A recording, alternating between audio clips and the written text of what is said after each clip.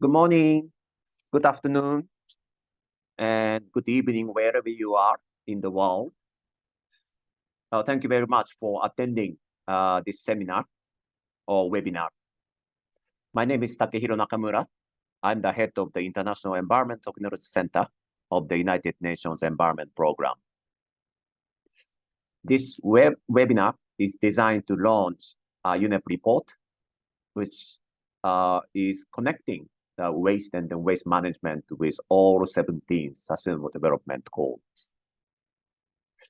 UNEP started really recognizing that the waste management is linked with all aspects of human life and environment, meaning sustainable development. Therefore, there are many materials that show that the linkage of waste management with sustainable development goals, but that these are still theoretical and generic and do not show the very practical way of connecting waste management with each of the SDGs. With this in mind, the UNEP decided to develop a report to establish linkage of waste management with case studies, practical policy analysis, and practical recommendation in each of the 17 Sustainable Development Goals. We actually intended to really submit the report to the Sustainable Development Goals Summit in September this year. However, the publication process took a bit longer time than expected, so that at the same time that with this report, stakeholders can more practically connect waste management with the different aspects of SDGs. To prepare this report, UNEP recruited Ms. Zoë Lenkiewicz as the author of the report, and she completed her report with many contributions from different experts, some of whom are present today in this webinar. I thank Zoe and contributors for their effort to bring this report to the final form of the publication. With this, I just would like to really bring the operation of the next session to Ms. Zoë Lenkiewicz, the main author of this report. And she will start with the presentation of the report. So Zoe, floor is yours. Mute. Hi, thank you very much, Takehiro-san. Good morning, good afternoon, and good evening to everybody out there today. Thank you so much for joining us. We got nearly 300 people registered, so I'm really excited to have the chance to speak to you all, and especially about the links between waste management and sustainable development. So I've prepared some slides to start with. I'd really like to thank, first of all, Takehiro-san and Mweka at the United Nations Environment Program International Environmental Technology Center, both for inviting me to deliver this report, and then for all of the planning and arranging to get it to publication and for this launch event. So without further ado, I shall share my slides. And hopefully you'll be able to see this okay.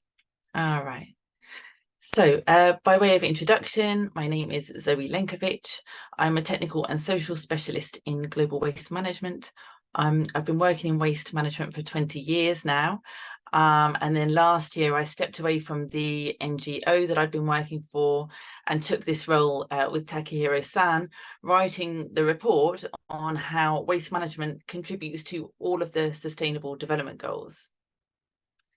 Now, I've been saying for a long time that waste management, if done correctly, can contribute to all of the goals. My assertions did raise a few eyebrows here and there. I am a massive advocate for waste management and sustainable development, and I think that some people thought maybe I'd got carried away with myself.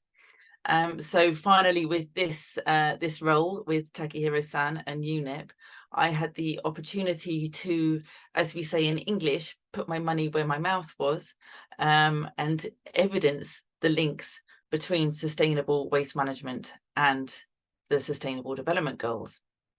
So I knew broadly what to say for each goal. You know, I've worked in local government, I've worked in waste technologies, I've worked in academia, I've worked in a global NGO. I thought I kind of, you know, had the themes and the topics and the key points pretty well sorted in my head already.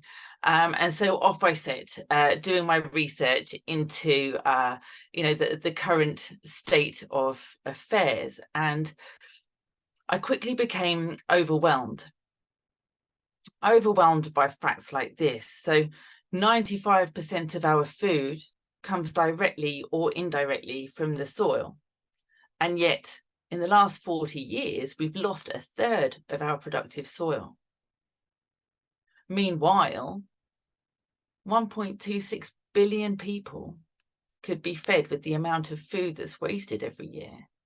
You know, despite everything that we've known about food waste for the last, well, since I started working, so at least the last 20 years, we still don't seem to be able to preserve that.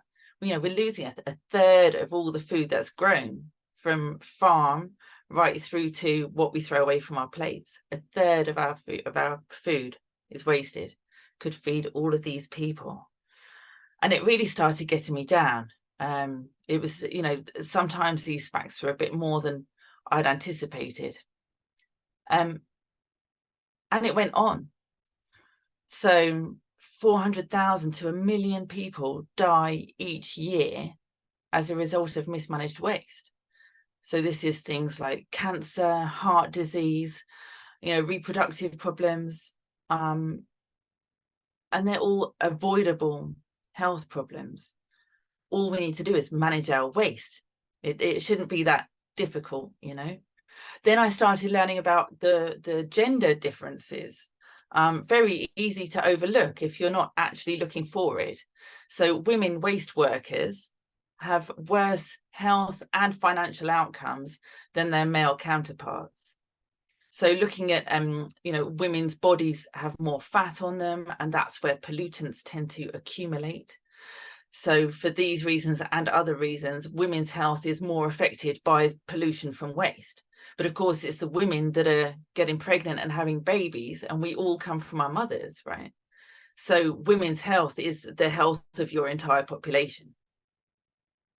And then finally, looking at waste crime. I mean, I had no idea that it was, I knew waste crime was big business, but I had no idea it was the 4th most lucrative illegal business in the world. And I really started to get overwhelmed. And I actually started to think, even though I knew this was a great opportunity to finally draw all of these links in a practical way between waste management and sustainable development, I started thinking, maybe this was a mistake. Maybe I shouldn't have taken on this role. Maybe it's going to be too hard. Maybe there's too much bad news out there, and it's actually starting to affect me, and I don't know if I'm enjoying this anymore. But I carried on, and then something shifted. Something big shifted. And what brought about the shift was I started reading about the work that you know, the audience, everybody that's here today, and everybody that couldn't make it to the live event but will be watching this later, all of the case studies in the report, you give me hope. And then I started reading your stories and reading your research, and suddenly becoming overwhelmed in the opposite direction. You know, there's stories like Flip Floppy here on the right in Kenya, taking non-recyclable plastic and using it to make heritage boats. So they're you know, keeping the local history and skills and craftsmanship, and also tackling plastic pollution and doing a huge job of raising awareness at the same time. Then in the inset picture here, this is inclusive recyclers in Ecuador being provided with electrical cargo trikes for collecting recyclable waste from households and streets. So not only were these waste pickers able to increase the number of households and shops that they could serve with the waste collection service, but they also managed to increase their income by 50%. And look, it's way more dignified than pushing a handcart. Then I started learning about, this goes on, then I started learning about, black soldier fly larvae. So a way of dealing with food waste where you feed, you basically give the food waste to maggots to eat. The maggots eat it all up, they get nice and plump like this, and then you can feed it to feed the maggots themselves to chickens or fish or even pigs. So we're turning food waste, so like an old sloppy cabbage or something, into meat protein. Genius. I love it. And since I learned about it, I've seen it in action. I'm in a few places and I'm completely sold. It's just wonderful.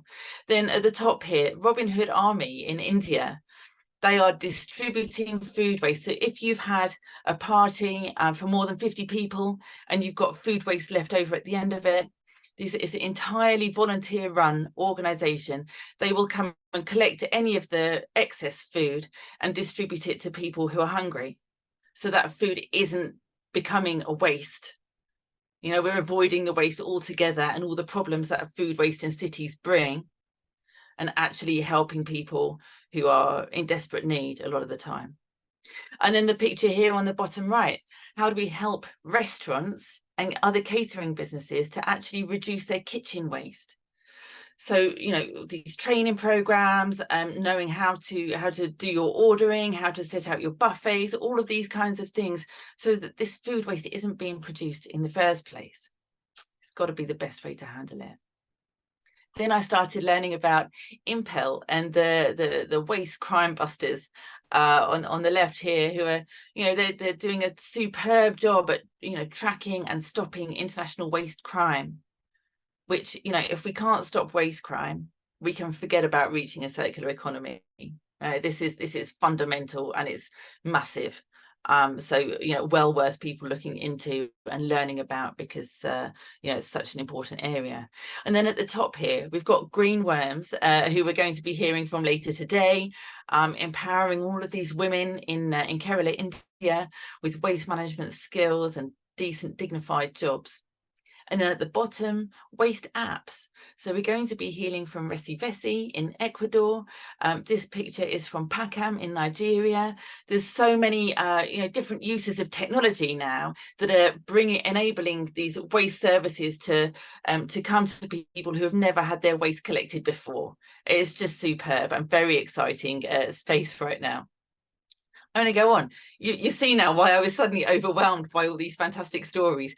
So Refillable in India, who I had hoped to would be able to join us on this webinar, but we'll do it another time because it's worth hearing their story. So Refillable, they have these small tuk-tuks or vehicles, you know, like many refill companies. They started off doing, you know, kind of premium products for the middle classes, but then thought, actually, you know, where are the waste problems really? And it's with those sachets that people on low incomes buy products in. So they decided to make these refills available in sachet size units, and for cheaper than a sachet would cost. So they're now going into the slums of Mumbai with these trucks and selling refills for 2 rupees, 5 rupees, 10 rupees. It's absolutely genius, because it means that that sachet waste isn't then, you know, clogging the gutters and the drainages in the slums and causing people even more problems with, you know, stagnant water and all of the ill health problems that come from that. So really want to applaud that. Then at the top, we've got a WE Center in Kenya, and there are others as well, Las Chicas Bravas in Mexico, and quite a few where people are trained to safely dismantle e-waste. Okay, so we're not burning it, we're not burning the plastics off to recover the copper. We're doing this in a proper, registered, certified, intelligent way, so we're able to preserve the products and the materials as best as we can for a circular economy and for reuse. So, you know, we see a lot of examples of e-waste being handled in a not very safe way. there's plenty of examples of it being done in a great way. And then finally at the bottom, now this is a biogas backpack by an organization called B Energy. And this is a way so a farmer can produce biogas on his or her farm. And then the neighbors can come with a backpack like this, fill it with cooking gas and walk it home, obviously, because it weighs nothing. Just superb. There's so many great examples. And I thought, you know what? You've all proved me right. So thank you all. Waste management definitely does contribute to all of the sustainable development goals. There's no doubt about it. So yeah, just wonderful. Thank you all for the amazing work that you're doing, because it made writing this report, well, it meant that we had more content than we could possibly squeeze into a 50-page report, because we also wanted you to be able to get to the end of it. Right, so I think, you know, at the end of the day, what I really found was that not one project only served one of the Sustainable Development Goals, right? Everything is connected. It seems with waste management, it's very difficult to serve one goal without serving multiple others. So everything is connected. Now imagine if every town and every city had all of this going on. You know, if it was, we had food waste reduction, redistribution of excess food, you know, turning what can't be eaten into animal feed. We've got, you know, refills in small amounts so that people aren't buying sachets and producing this non-recyclable waste. We've got all the e-waste being managed properly. We've got no fuel poverty, because, you know, food waste is also being turned into biogas, free renewable energy. Okay, we've got, you know, the grassroots recyclers are able to get around the whole neighborhood, collect all of the recyclables. We're looking after local heritage. We've got inclusive systems with jobs for women and men and youth. We're using technology. We're fighting waste crime. Imagine if all of this we could do in every town and city, we'd be sorted, I think. You know, everything is really connected. So I'd really encourage you. I've started a conversation on LinkedIn, and I'd invite you to come and join the conversation, because what I'd really like from this event is for you to all get to know each other and get to know each other's work. And particularly, I would say, between researchers and practitioners and funders. Okay, you're all doing amazing things. Now let's start making those links between those three subsectors, and also between continents as well. So, you know, I think we're going to go on to the discussion now. Here's the report. Please do download it and have a read. I really hope that you find all of the stories in there as inspiring as I did. And now I'm going to move on to introduce our wonderful speakers who have joined us today, Maya Talib Bensouda, Lorena Gallardo, and Akshay Guntetti. So I am going to stop sharing my slides right now and invite the other speakers to turn their cameras on and unmute themselves, one by one. Thank you very much. And I will ask you to introduce yourselves one at a time. Lorena, since you're here first, thank you very much. Hi, Maya Bensouda, good to see you. Thank you for joining us. And I'm sure Akshay is here as well. So Lorena, would you like to introduce yourself first, please? Hello, everyone. I'm really happy to be here. Thank you, Zoe, and the whole team for inviting us to participate in this important webinar. I'm Lorena Gallardo. I'm the co-founder and CTO of Resibesi. We are a social startup working in inclusive recycling, and briefly, I'm going to tell you a bit more about the startup. Well, about myself, I'm an environmental engineer, passionate about waste. Along with my partners, we've been very passionate about working with waste all these years, and specifically working with grassroots recyclers. I'm an activist, I'm a dog lover, and I'm really happy to be here. So thank you very much. Thank you, Lorena. Akshay, would you like to introduce yourself? Yes. Hello, everyone. Myself, Akshay Guntetti. I take care of partnerships at Greenworms, and we essentially work in rural coastal areas, trying to create dignified jobs by systems and processes, and we create systemic change. And glad to be here. I'm I like ocean conservation and community action, and that's what brought me here. And also, I realized, waste crisis long term, you need to spend at least 2 to 3 decades to fix it. So already I spent a half a decade and looking to forward to spend a lot more and learn and collaborate with all the ecosystem. Yeah, thank you so much. And Mayor Bensouda, do we still have you here with us?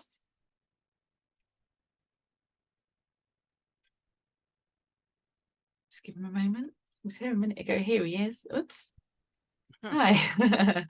Thank you, Mayor Bensouda. Would you like to introduce yourself, please?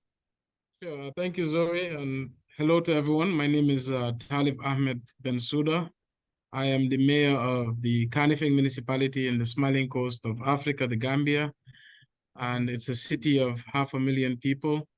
It's surrounded by the Atlantic Ocean on one side and the River Gambia on the other side.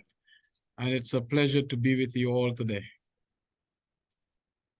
Thank you very much indeed. So I just, I suppose to give a brief introduction as to why I invited these three speakers to join us when there were so many great stories and great champions and heroes all around the world. So we wanted to get a good geographical spread, but also we wanted to get a spread of the different types of projects and initiatives that are being done to really link waste management with sustainable development. So in Kanifing Municipal Council area, where Mayor Bensouda is, so that's the capital city of the Gambia, and about 500,000 people, if I'm correct. Now, Mayor Bensouda, I'm going to say this because I don't know if you'll introduce yourself this way, but with his initial campaign to get elected, he made waste management the #1 priority. Now that's really rare, I think, for a mayor. I don't know, any others that have done that. There may have been some, but and the improvements that Mayor Bensouda has made in that capital city, where there's a dump site right in the middle of, the city's kind of grown around the dump site. It was causing so many problems for the local population. There was often fires, there was no control around it, so anyone could walk on and start burning stuff. It was a real problem, and yet nobody had a waste collection service. And Mayor Bensouda has got that dump site under control and introduced a really good quality waste collection service for the entire population. So that's been amazing. And anybody that visits Kanifing Banjul these days can see how clean the streets are. And it's been a marked difference since the first time that I visited before he was elected. So it's going to be really interesting hearing about the different initiatives that you have implemented over the years. I know you got re-elected this year, no surprises. So maybe we could just start by hearing about some of those initiatives, Mayor Bensouda, that you have developed for the people of Kanifing. That's really, bringing out those sustainable development benefits for your population. Thank you, Zoe. It's an absolutely perfect description of what we've been going through. You're right, I did run on a waste management ticket. And just because our municipality was very full of waste, we had a lot of health-related problems to waste. And I felt the need that needs to be fixed.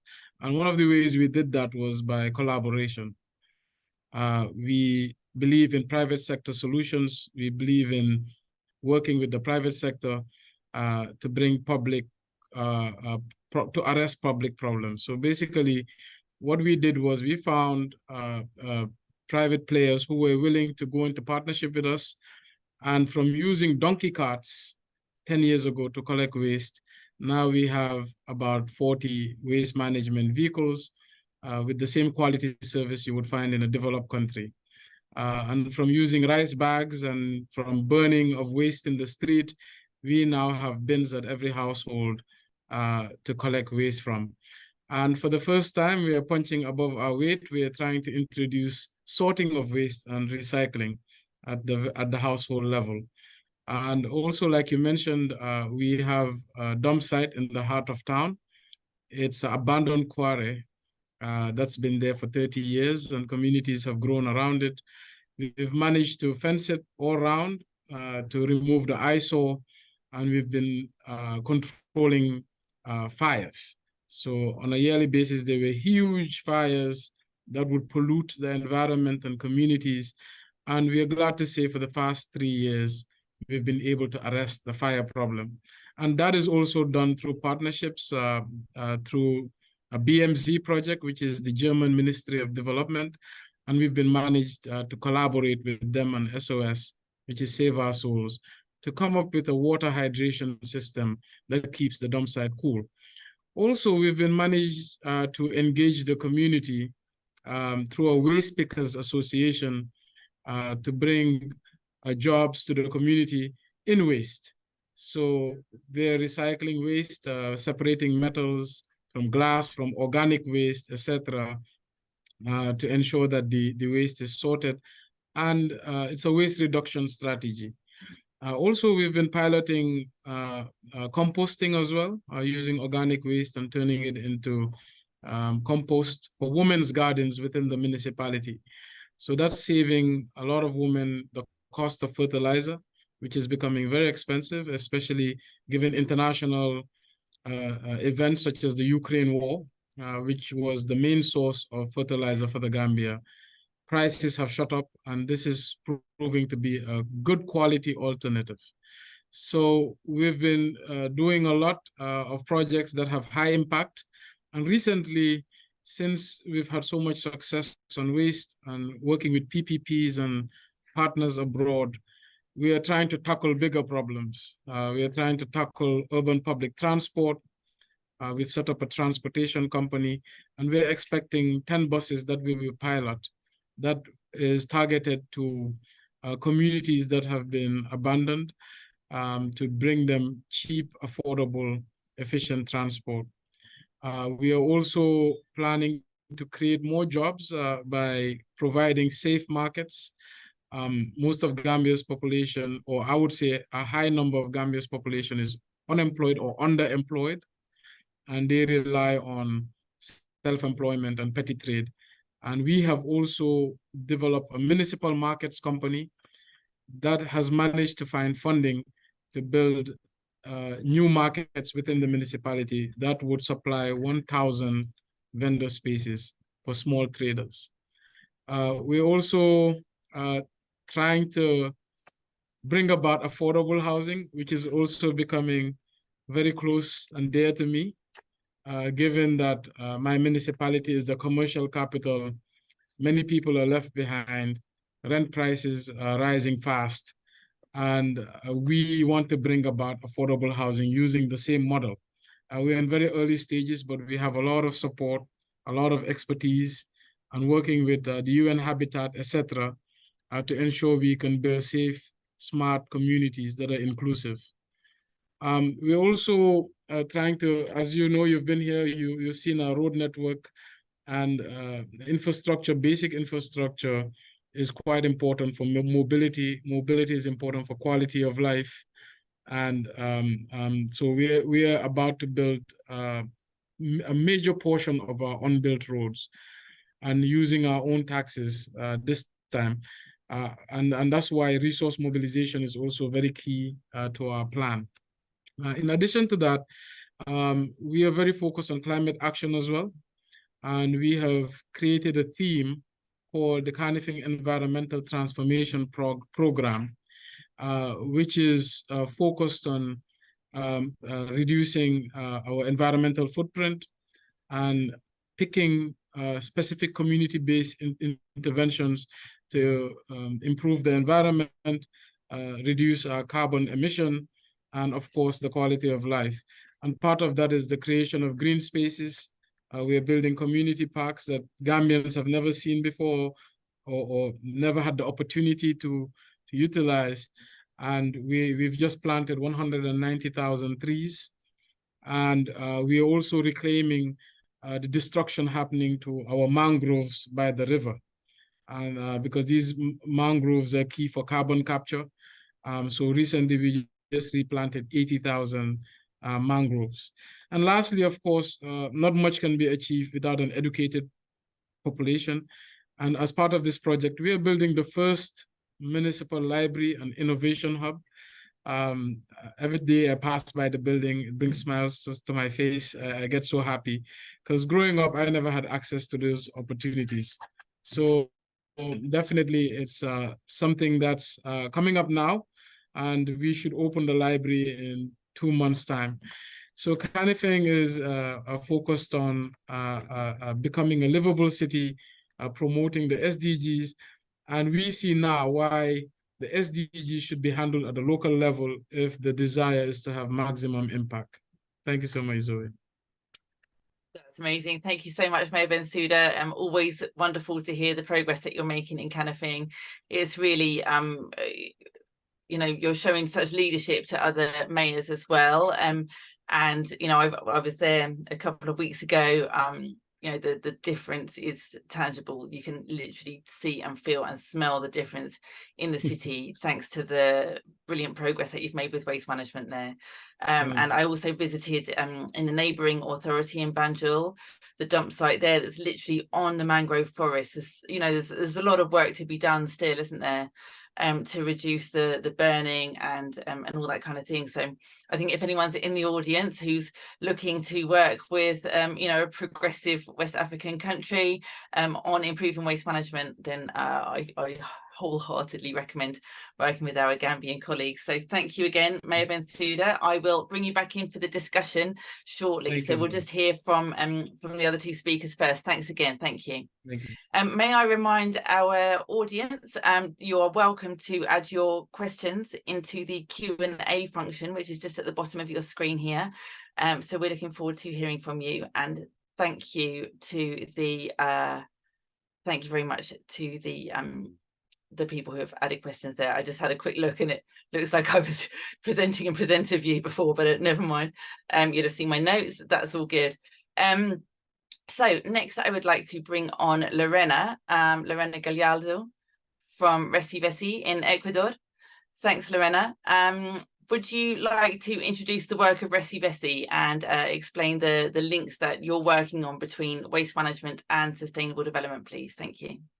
Of course. Thank you very much. I'm just putting some slides to help me show you the job we're doing here. So as I said, first, Resivesi is a startup based in Ecuador.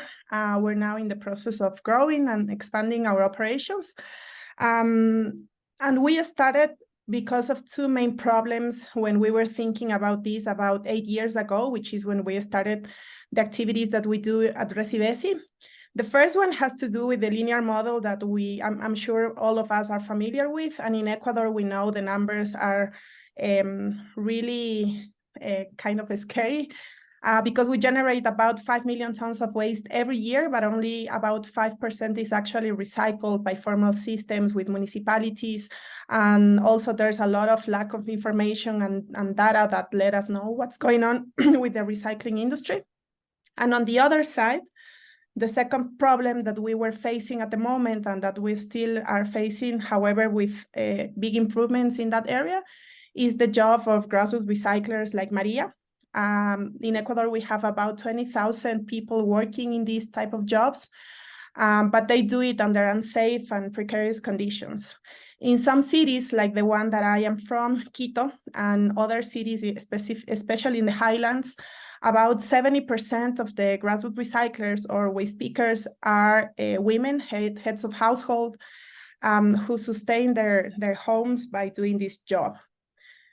They have to walk dozens of kilometers per day and to gain only about half of the minimum wage, only by selling the material, but not because they obtain any type of recognition for the service they are providing. So the only amount of money they earn is by selling the materials they recover.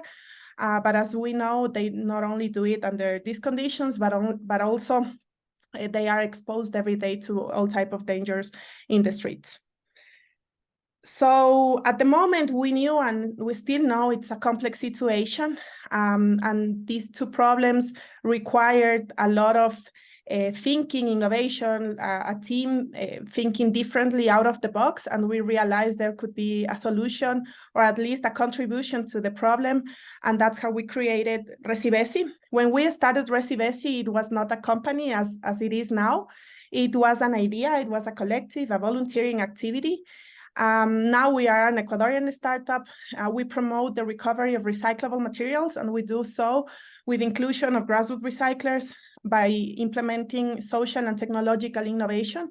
I'm going to tell you briefly about this innovation with our mobile application, Resi app, and our traceability platform. And we like to say that we are like the Tinder of inclusive recycling, because we do a match between grassroots recyclers, citizens, and other type of actors in the waste management chain. We have the ability to collect all these actors that are working towards the recyclable waste management chain. So we work directly with grassroots recyclers. They are the purpose of the activities that we do. But we also can speak the language, which has been very necessary, of all the other actors in this system, such as waste generators. So we work directly with homes, with institutions, with companies. We work directly with recycling, transforming companies to help them include more raw material more recyclable material in their processes to replace virgin raw material. And then we also work with consumer packaged goods companies. CPGs companies are really important actors in this system, as we provide them with many KPIs that they need to fulfill the requirements of local regulations, for example. So our business model relies on two main areas. The first one, we have a subscription for door-to-door collection of recyclable materials. So we provide this service in a B2C model for individuals, for homes, but we are mainly focused on the B2B business because we work directly with bigger generators like companies, institutions, universities, who every day are generating tons of materials. And what we do is we connect them with their local grassroots recycler that can collect the recyclable material. And on the other side, our important business line has to do with the campaigns and programs that we develop for CPG companies, so they can collect the materials that they are placing in the market, specifically the packaging, all types of packaging. And in all our strategies, we work with grassroots recyclers as the strategic partners who receive a payment for the service they are providing. They receive the material for free. And of course, they are recognized by all these actors in the waste management chain. So here are a few pictures and examples of the services that I just mentioned with the proper names. We are working specifically in Ecuador, and now we are expanding to Peru as well. So that's why you can see these logos of our services, like Resi Eventos in Spanish, where we organize or we provide this service in different spaces where companies sponsor our participation, or the organizers of the events hire us to be there with grassroots recyclers, with promoters, with people, training the people that attend to these events, and we collect the recyclable materials. We also provide the service of Resi Corp to companies like pharmaceuticals, insurance companies that want to implement in-house the inclusive recycling processes. So we train them, we assess them, the offices or the premises where they want to include these services. And we also provide frequent collection of the recyclable materials. So in order to do this, we have developed important technological tools, such as Resi app.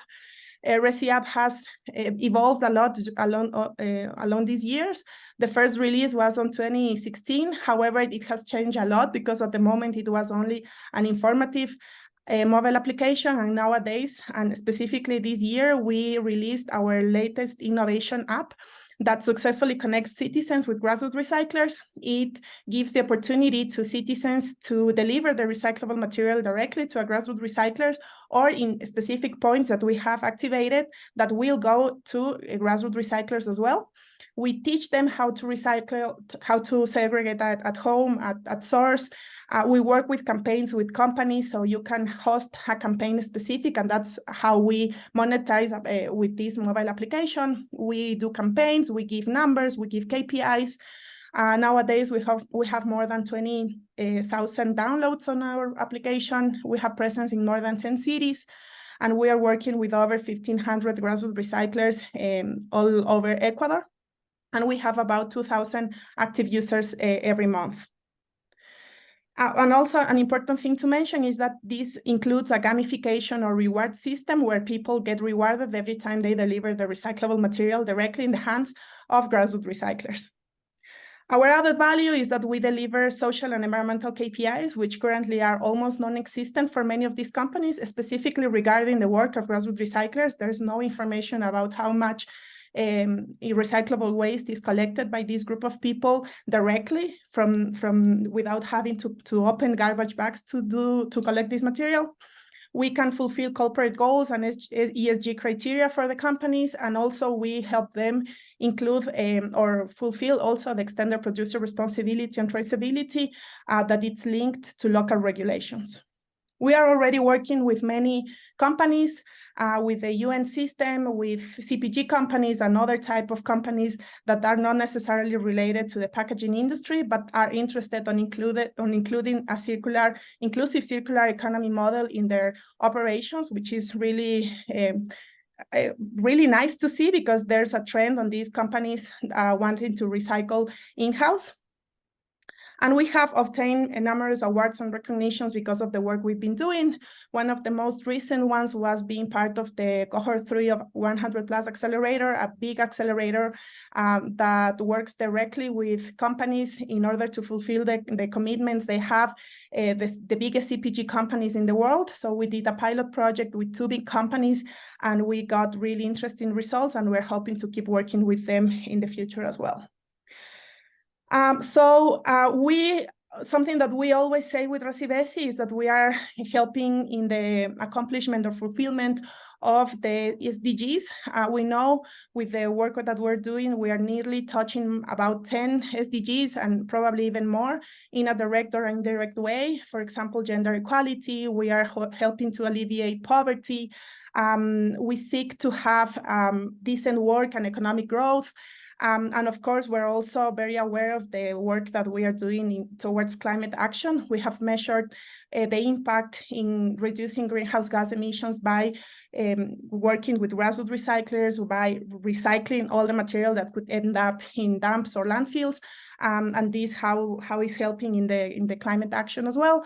And yeah, probably later we can talk a bit more about how we are touching directly or indirectly in the fulfillment of the SDGs. And this is very powerful for us because this is one of the triggering motivations for the companies that we work with, because they know that our solution is very integral, is very complete, and they can literally work in many of the SDGs. And we are founded on the team. We're proudly women. My partners are actually here too. So we started this as an idea, as I said a few years ago. We're all experts in the waste management areas. And now we are dedicated to Recibesi as our job, which we are very grateful of being able to do so, because when we started, we didn't think it was possible, and now we are doing it. So yeah, now we are all working in Recibesi. We are experts in this area and leading the company. And of course, we have a very amazing team. We know that and that's something that we always say, that with Recibesi, everyone wins. But we are very convinced that it's not only about waste, it's about people. And we know that grassroots recyclers are the ones that win the most with the things that we are implementing. So thank you very much. And I hope to keep talking about this in a few minutes. Absolutely amazing work and brilliant presentation. Thank you so much, Lorena. I remember when I first came across Recibesi when I was doing the research for the report, and I was really struck by how through your app, so a waste collector can register on the app, and then they share kind of details about their personal, who they are, isn't it? And then that's really helped them to make better relations within the community. Yeah, that's my favorite part of the app, that people can actually ask the grassroots recycler what the dream is, because that's a way that they can actually make a bond with the grassroots recycler, because they get to know them in a very different and personal way. And that's something you can see whenever everyone registers a grassroots recycler in the app. Yeah, thank you, Zoe, for mentioning that. That's very important from our app. Thank you, Lorena. Yeah, it's completely transformational and so unique. I think it's a wonderful idea, and it's really Yeah, well, I was talking earlier about the dignity that waste collectors have, and this is just another way to, it's humanizing, isn't it? It's really, you know, helping them shed that kind of anonymity, or it's often an invisible service, isn't it, waste management? So it's really great to have that opportunity to really help people shine as valuable individuals within their own neighborhoods. So brilliant, thank you very much again. Wonderful. I look forward to the discussion in a few minutes time, and I will invite Akshay now to introduce the work of Green Worms. Are you with us, Akshay? Yes, just give me a minute. Brilliant, thanks so much. Thank you again, Lorena.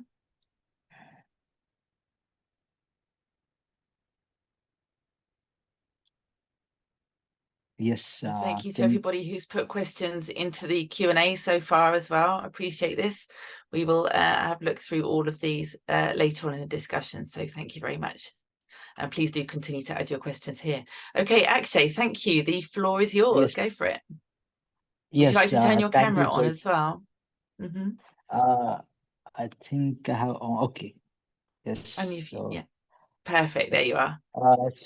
Thank you everyone for taking time out for this session. And so again, as I told myself, Akshay, I lead partnerships at Green Worms. Again, Green Worms fundamental core objective was, how we can tackle the waste crisis and poverty. How we are trying to do was trying to build a workforce of people who work throughout the year, and also through predefined processes. So that's where we are trying to bring the systematic change. And this also given a platform for the rural women to come out of the poverty. That's where we are trying to do.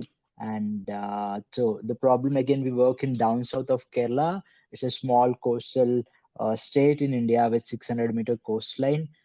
So these are some of the challenges due to tough geographical constraints. Like we have backwaters, rivers, mountains, coastal areas, and wildlife eco-sensitive zone. And the plastic is a major challenge. There is already some sort of workforce, but the financial viability is a very challenge. That's how we took up this problem. And what we are trying to do was essentially integrate the technology at the last mile with a simple technology where we can track and see what are the inefficiencies in the system. Second is how we are integrating this women micro entrepreneurs and equip them to the capacities and empower them with the data on their performance and how they can able to do much better. And second is we're also trying to see how this collected waste can able to use as raw materials, and helping brands and local governments to be part of extended producer responsibility. And also we do a lot of community action is at core of our operation. And yeah, I'll share you a few more details.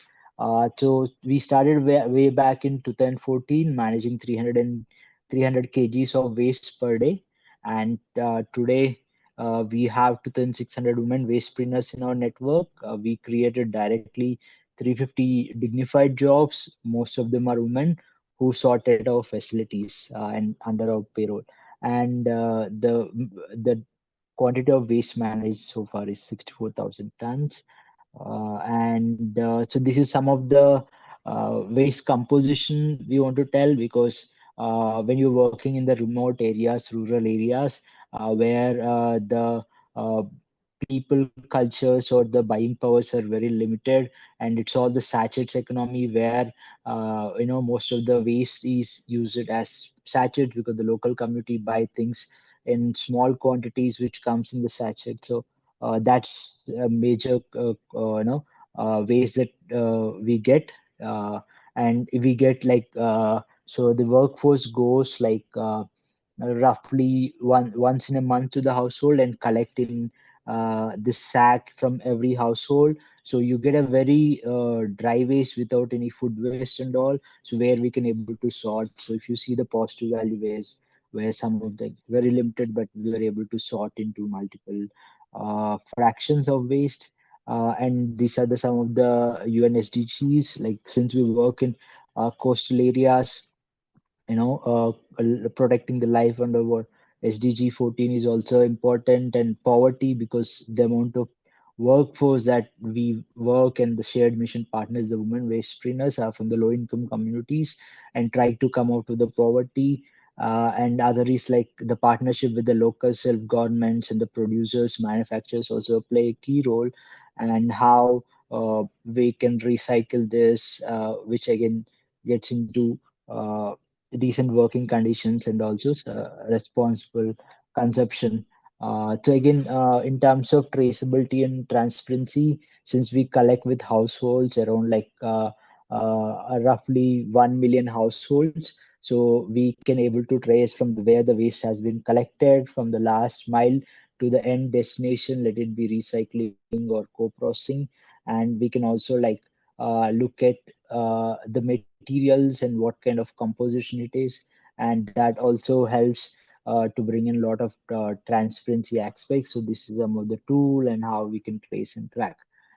So what we are trying to do was essentially like how instead of seeing that as a waste management company, how we can make forward as a circular transition company where the waste is recycled and used as raw materials instead of virgin plastic or other materials.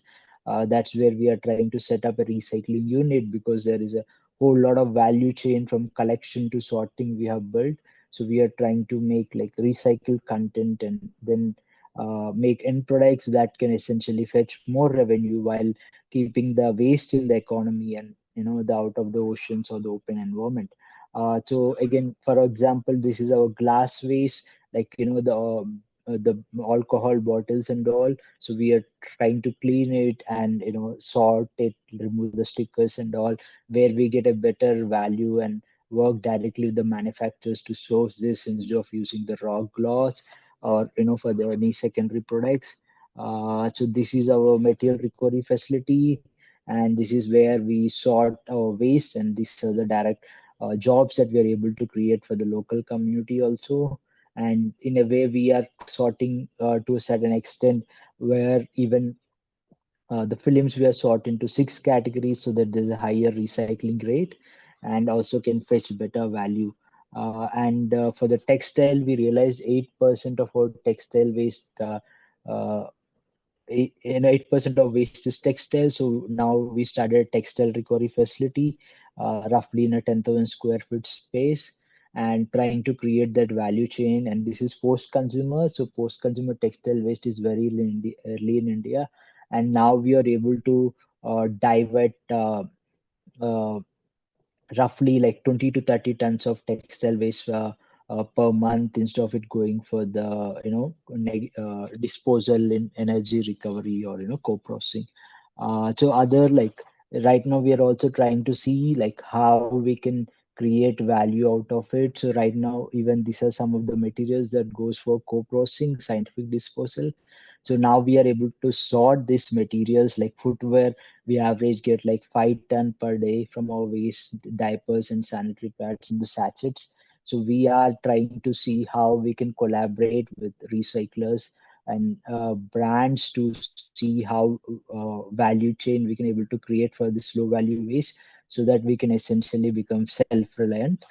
And yeah, so these are some of the impact stories, as we believe that we just given the platform for the local women to come out of the poverty, and these women are very hardworking. And these are the two stories where Smita has been able to uh, gift a scooter for her daughter, because these areas are very remote and last mile with limited public transport. So you can imagine the level of impact they have. And also like if you see Shailaja, like she used to live hilltop, now she was able to get into more accessible area and come out of debt.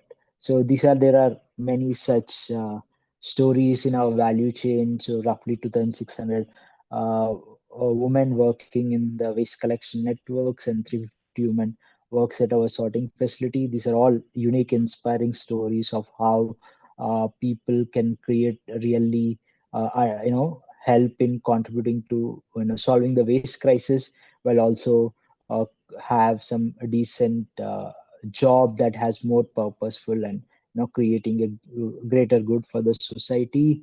And again, this is my team. These are like very young people, so you can imagine like a team of young people can aspire to do more. So this is a team behind this all the efforts.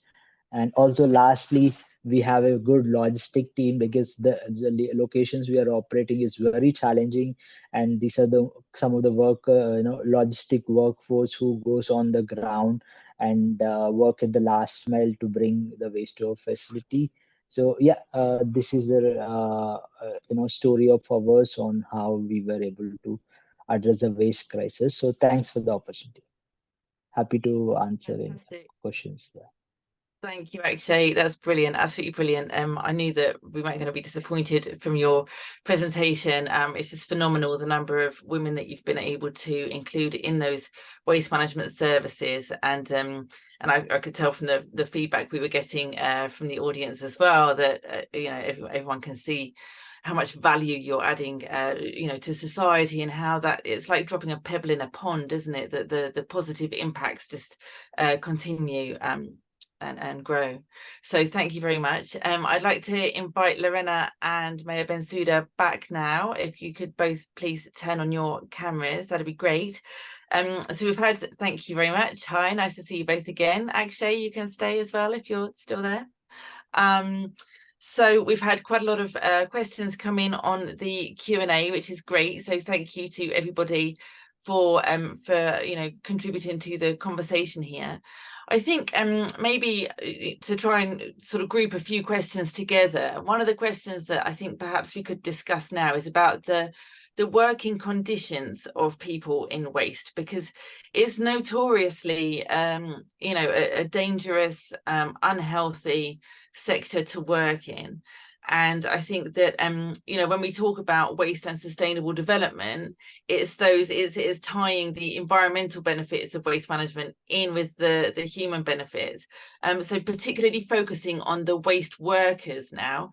Maya Bensouda, would you like to share some of your experiences with how the conditions have improved for the waste workers in Kanifing? Thanks. Absolutely. Thank you so much. As you rightly said, PPPs is an absolute prerequisite to work in waste management. It's something that did not exist before we took office, but we started introducing them, and we found that workers were not utilizing them because they didn't know the use or the hazards involved. And now we are doing some education on that matter to make them aware of the risks, etc. And we're also introducing fines and punishments as a way to force them to wear it. Another thing that we're also doing is to look at the health insurance of people in waste management, especially janitors, etc. And we are also working on opening a small clinic, not a clinic, but a pharmacy at the dump site office that sells over-the-counter drugs. So basically, as you rightly said, it's a huge problem when you have an issue of awareness, where you actually have to force people in that sector to wear it. And given that Gambia is a sub-Saharan country, it can get very hot. Some of them don't want to wear it because they feel that it just makes them hot and warm. And so we're doing a carrot and stick approach. And of course, we've looked at the wages as well. We have almost quadrupled the wages of janitors since we came into office.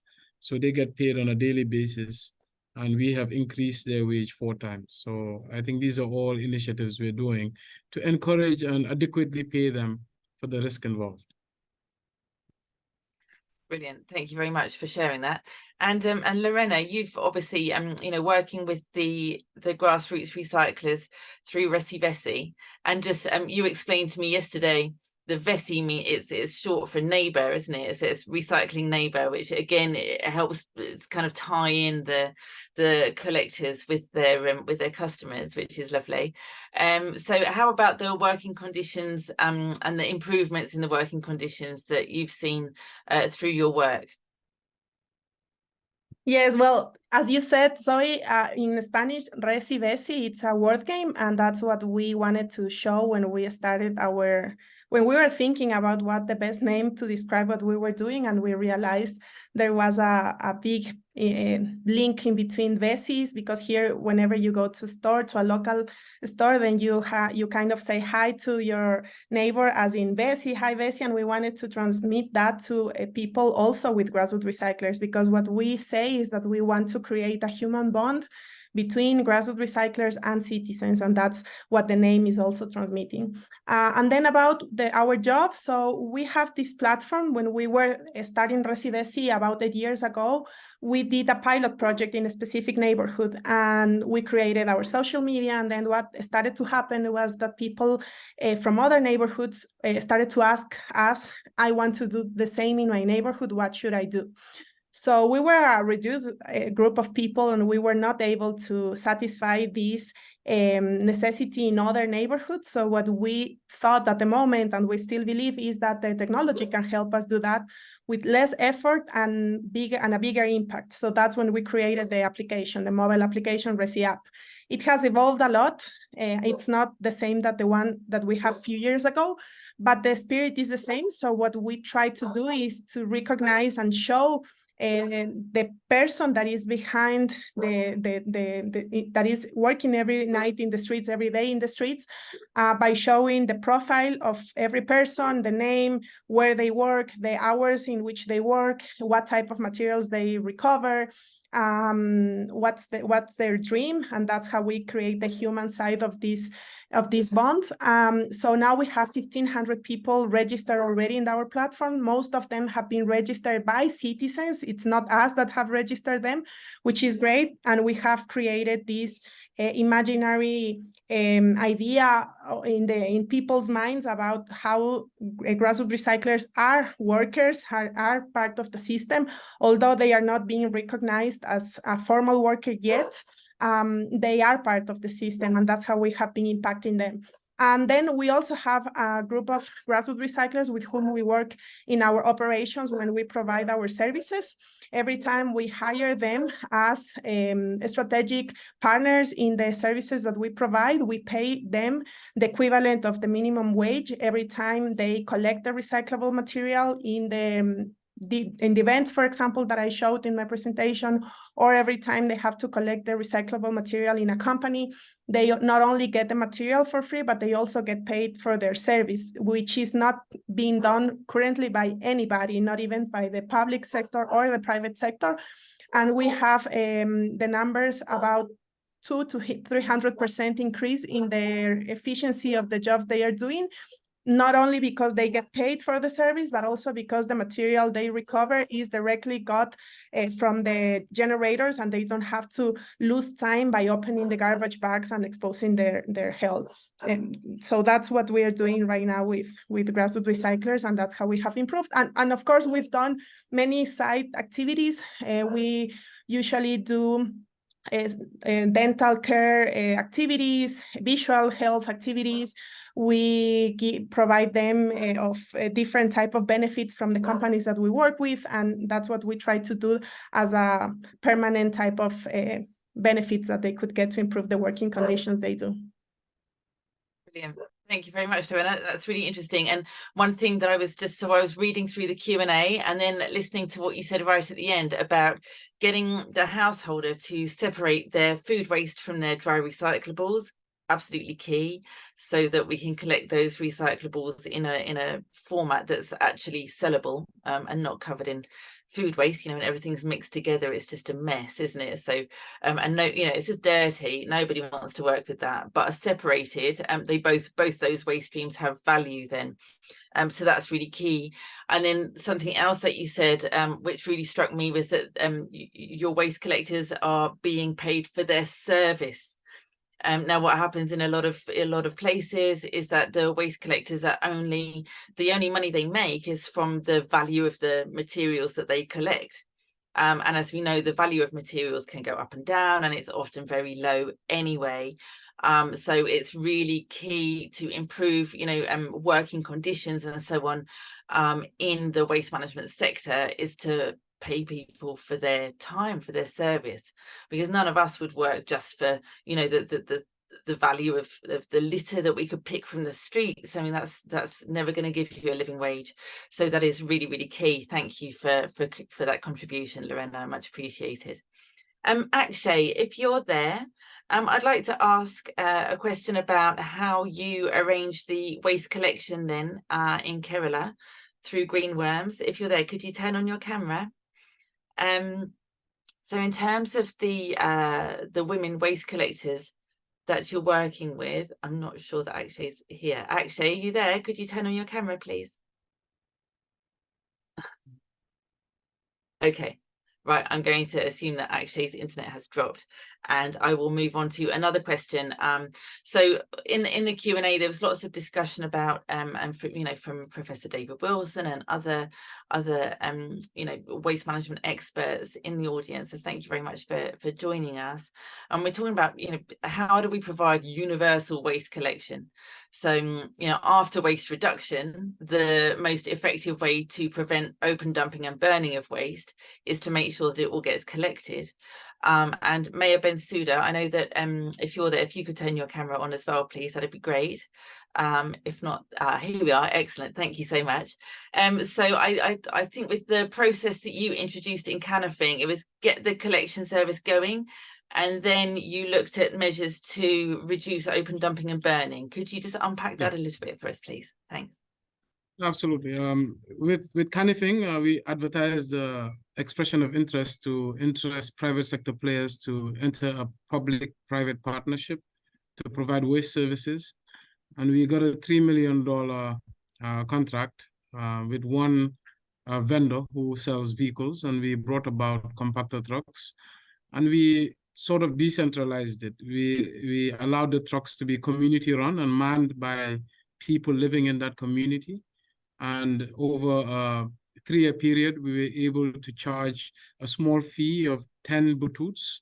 The equivalent in dollars is 20 cents per collection. And we were able to recover the investment in 3 years.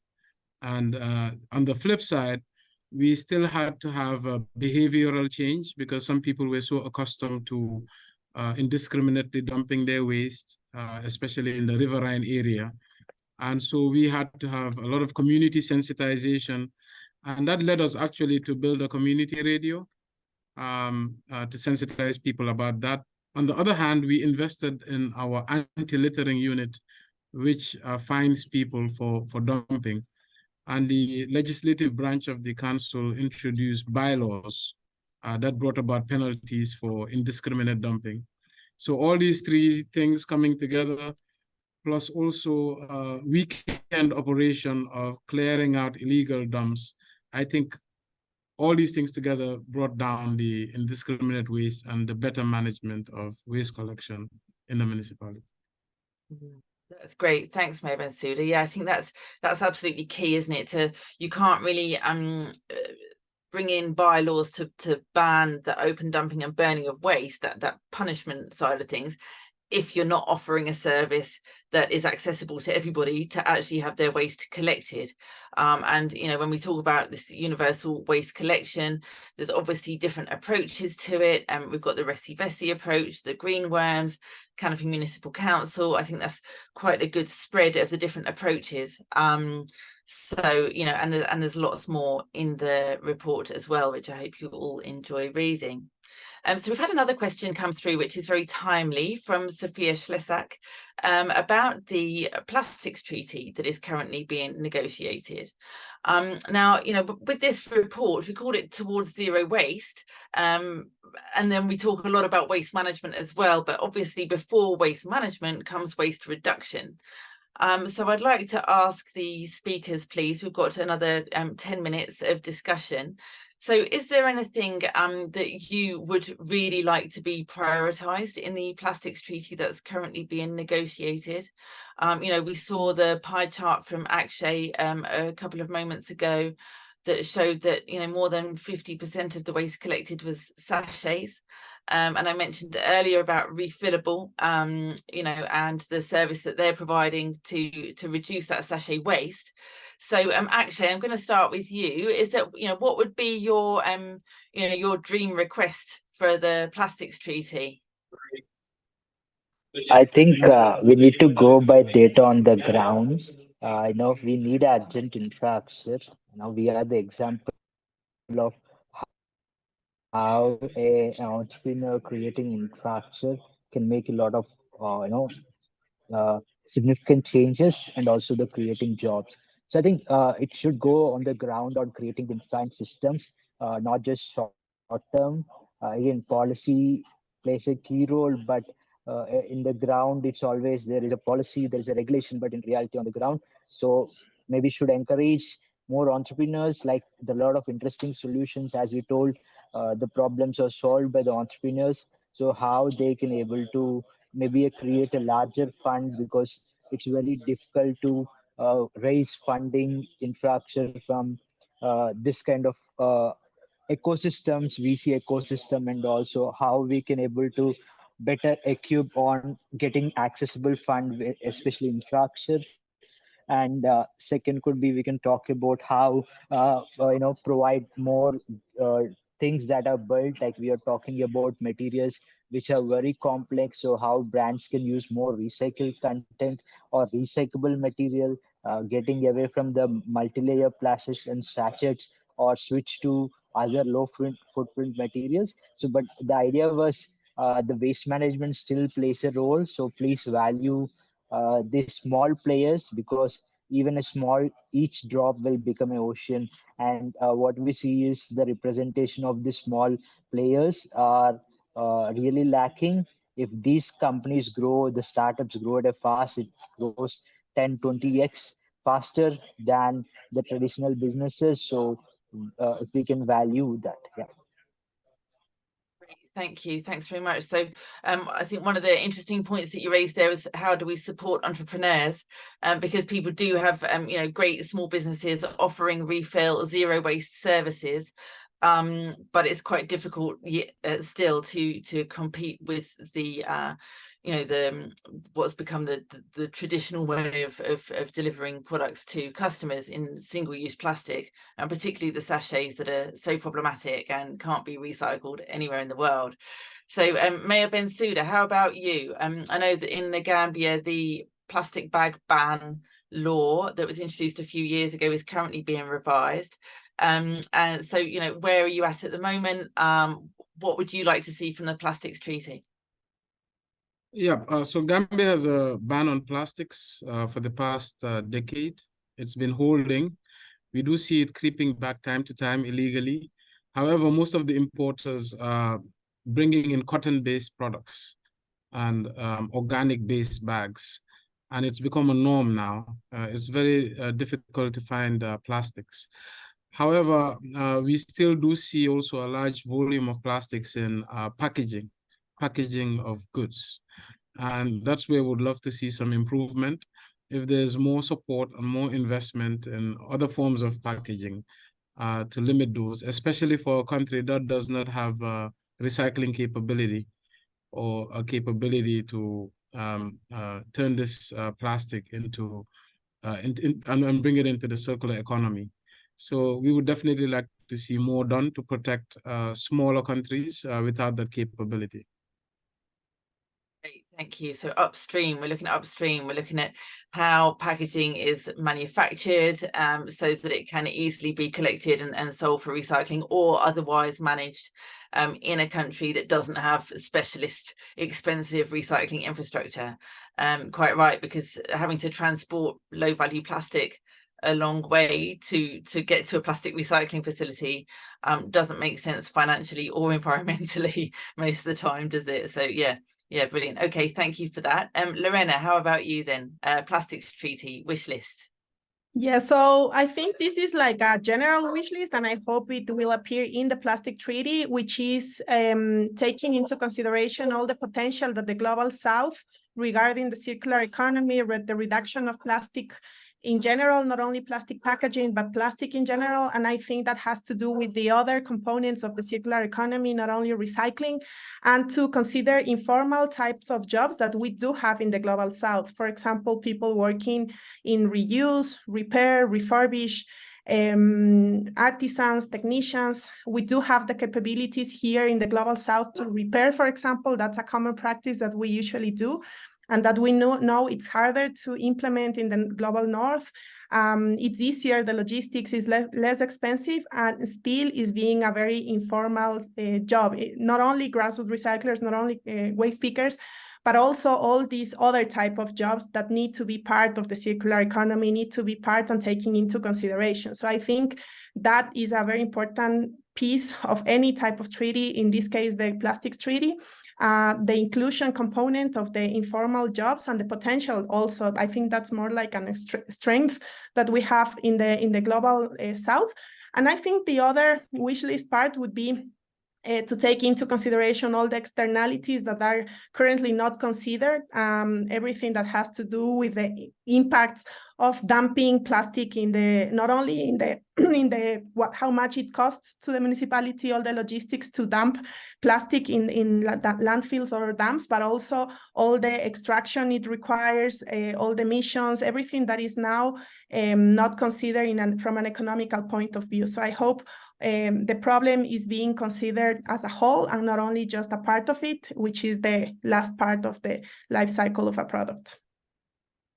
Absolutely, I couldn't agree more. Thank you, Lorena. And I know that the organizations representing waste pickers have been very vocal at the plastics treaty, which is great, at the negotiations, which is great. And we're hopeful that at the next negotiating committee in a few months' time, we'll be able to make a bit more progress towards both, first of all, limiting the amount of particularly non-recyclable plastic that goes onto the market, and then also making sure that people who are working to collect that plastic and a decent living and have their rights protected with any changes that come into play. Great. Okay, thank you. So right, we've got about 7 more minutes, something like that. So last question then, just 2 minutes each, which I know is going to be hard because you're all so knowledgeable and there's so many great questions that have come in about how you manage your data and how you share it, what happens to the stuff that can't be recycled, all sorts of things that people are dying to know, but I'm the chair, so I get to ask the last question, and that's going to be, which is related still to many of the questions in the Q&A box here, and it's about how you work in partnership with other key stakeholders in your ecosystem. So Mayor Bensouda, you're obviously in the public sector, and I know that you got your trucks from the private sector, for example, so it'd be interesting to hear how you're, I think with waste management, it's got to be teamwork, isn't it? No one organization can make all of the impact that needs to be made on their own. So Mayor Bensouda, over to you first of all then. Let's just explore a little bit about that partnership working. Absolutely.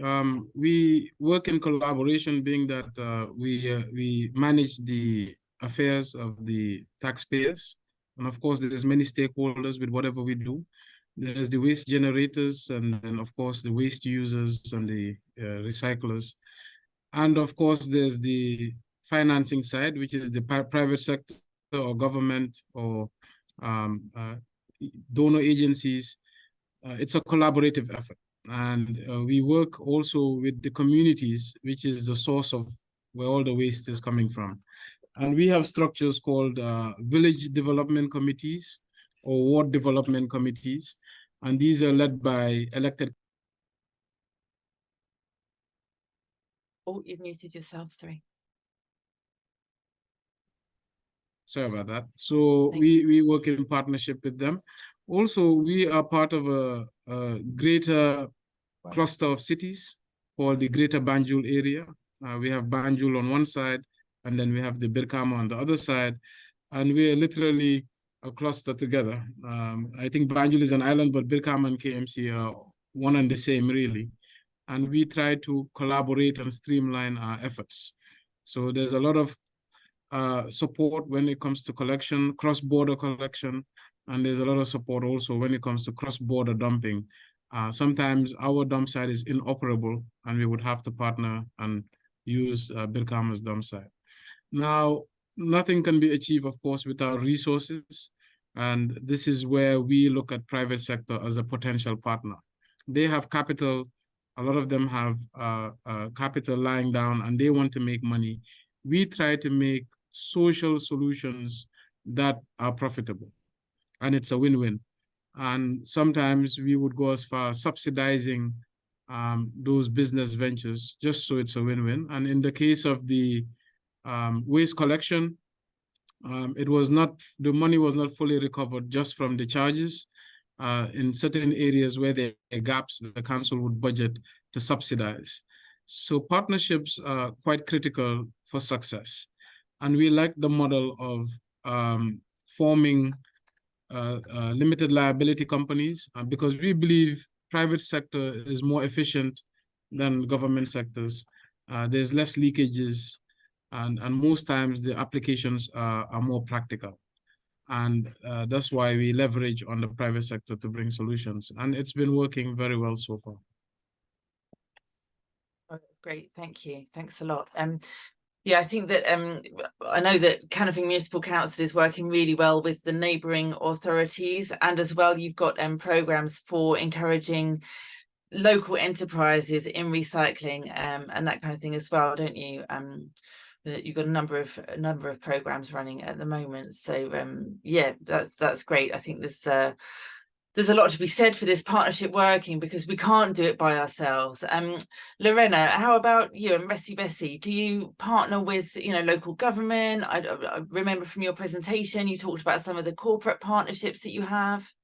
Yeah, so it's been a complete challenge for us to find like a business model that keeps the purpose and still do what we do, being sustainable. So I think it has come true by doing the correct partnerships, not only with the corporate sector, with whom we have found the sustainability that we were aiming for due to a lot of context reasons, I would say, because now it's a trend to meet the SDGs, ESG criteria, local regulations, and we know that has been a triggering motivation for these companies to work with us. But also with local governments, we have had a really nice experience working with one of the biggest municipalities in Ecuador by providing a service with our mobile application so they can map and register and get information of the local grassroots recyclers that currently work in the city. We have done a lot of research also with different universities. The academia has been very important in the work that we've done with a lot of NGOs and, of course, many grassroots recyclers associations and groups, which makes things easier because we have gained the trust of all of them since they are our main providers of everything that we do.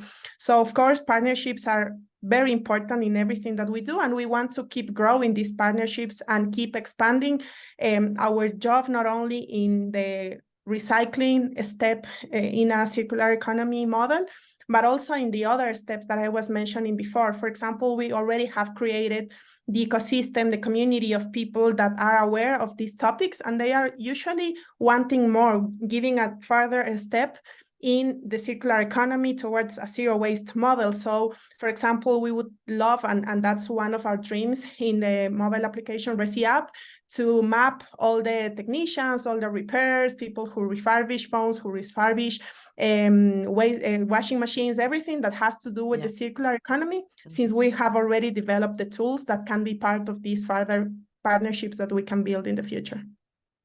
Wow, that would be really powerful, wouldn't it? To not just be addressing the standard household waste, but all of those other waste streams as well. Now that's great. And yeah, what you mentioned as well about working with academics, with researchers. I know you've done some really interesting work on behaviour change, and that's something that I wanted to mention. We're going to have to wrap up and hand back to Takehiro-san now, but that was something I wanted to say. 2 points. just to wrap up really is one of them is that, you know, if you're a researcher or a practitioner, do have a look, do try and partner with each other, because some really, really great stuff is going on. And I feel like the two sides aren't necessarily aware of what's happening and how they could support each other.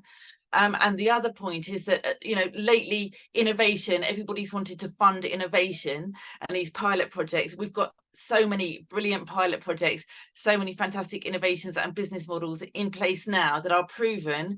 So now's the time really to start replicating and scaling these fantastic solutions that we see all over the world. So I'm going to have to wrap up there. Thank you so much to all of the panel, Akshay, Lorena, Maya Bensouda.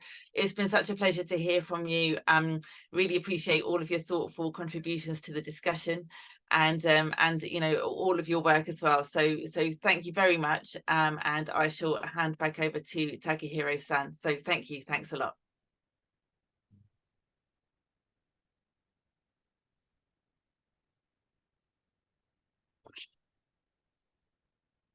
Takehiro-san, over to you. Yeah, thank you very much. The internet is down right now in Nairobi, so I'm connecting through the mobile data. And thank you very much for everybody, all the speakers and the panelists today. And thank you very much for all the participants who raised quite interesting questions to the panelists. And some of them I consider to be addressed to UNEP. So I also responded to some of them. And we hope that this report will be a living document, not published and then not finished.